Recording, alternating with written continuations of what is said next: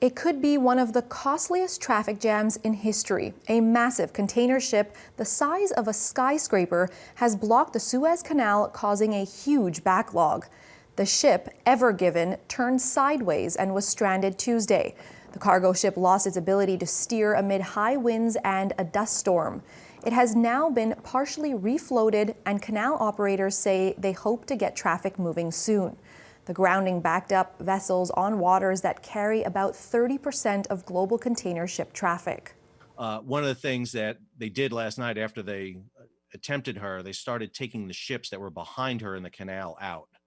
So they have removed all three vessels that were in the canal that were following her, supposed to be heading northbound in the canal out. That tells me they're expecting this to go on for a little longer period of time. They would not leave them there for a long period of time, a little too dangerous for them to be sitting there in the canal.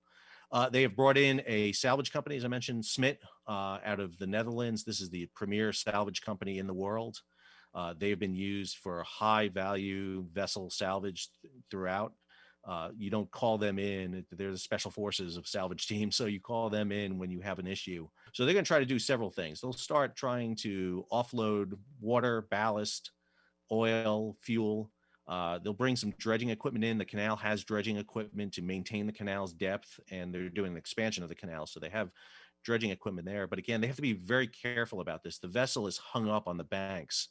The bow is basically in Asia, the stern's in Africa, and the middle is in the middle of the canal. And what you can't do is take a lot of weight off the ends and put a lot of what they call a sagging stress on the vessel.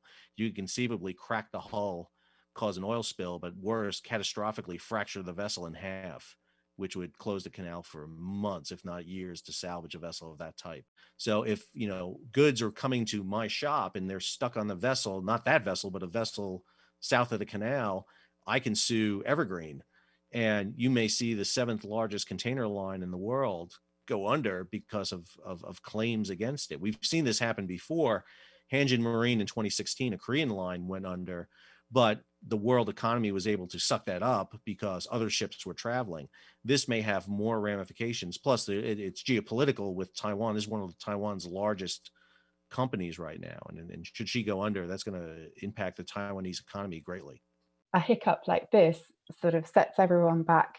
Everyone was already scrambling to get back to normal and serve what has been quite strong demand for traded goods. And yeah, no one needs another delay on top of everything else. And it does underline just how important and how finely balanced the whole system is.